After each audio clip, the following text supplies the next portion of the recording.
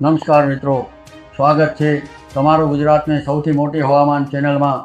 મિત્રો, ગઈકાલે રાજ્યના અંદાજે 60 જેટલા તાલુકાઓમાં વરસાદ નોંધાયો હતો, જેમાં સૌથી વધુ વરસાદ વલસાડ જિલ્લામાં અંદાજે 2 ઇંચ જેટલો નોંધાયો, જ્યારે રાજ્યના મોટાભાગના વિસ્તારોમાં વરસાદનું પ્રમાણ ખૂબ જ ઓછું રહ્યું।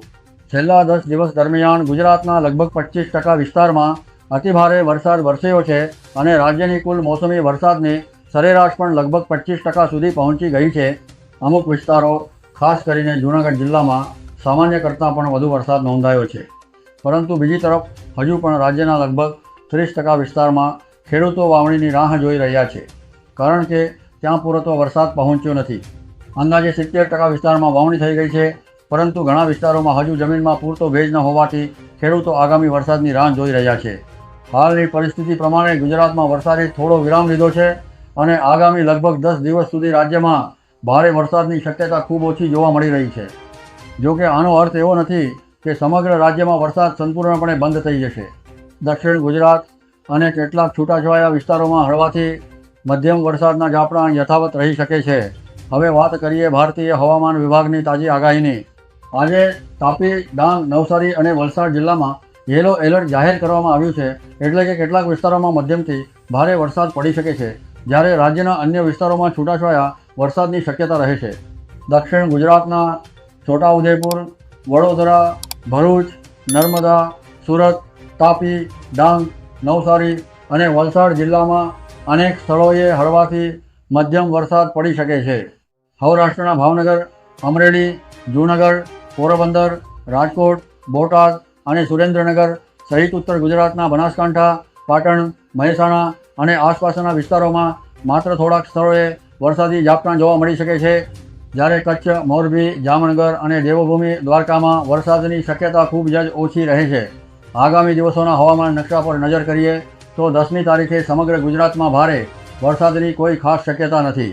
11મી અને 12મી તારીખે પણ માત્ર દક્ષિણ ગુજરાત અને દક્ષિણ સૌરાષ્ટ્રના કેટલાક વિસ્તારોમાં સામાન્ય વરસાદની શક્યતા રહેશે, જ્યારે 13મી અને 14મી તારીખે રાજ્યના મોટાભાગના વિસ્તારોમાં વરસાદથી રાહત મળવાની શક્યતા છે।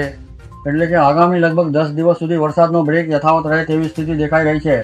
હવે લાંબા ગાળાની આગાહી પર નજર કરીએ તો 13મીથી 20મી તારીખ દરમિયાન ગુજરાતમાં ભારે વરસાદની ખાસ શક્યતા નથી, પરંતુ 20મીથી 27મી તારીખ વચ્ચે ચોમાસું ફરી ધીમે ધીમે સક્રિય થવાનું અનુમાન છે। વરસાદની ધડી ફરી અનુકૂળ સ્થિતિમાં આવતા રાજ્યના અનેક વિસ્તારોમાં વરસાદનું પ્રમાણ વધવાની શક્યતા છે। 27મી તારીખથી લઈને ઓગસ્ટ મહિનાની 3જી તારીખ સુધી ગુજરાતના મોટા ભાગમાં મધ્યમથી સારો વરસાદ થઈ શકે છે અને ત્યારબાદ ઓગસ્ટ મહિનાની શરૂઆતમાં બંગાળની ખાડીમાં નવી સિસ્ટમ બનવાની શક્યતા હોવાથી રાજ્યમાં ફરી એકવાર વરસાદી માહોલ જામે તેવી આશા વ્યક્ત કરવામાં આવી રહી છે।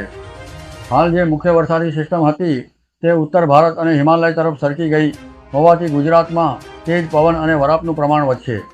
આ સમય ખેડૂતો માટે પાકની વૃદ્ધિ માટે પણ મહત્વનો સાબિત થઈ શકે છે।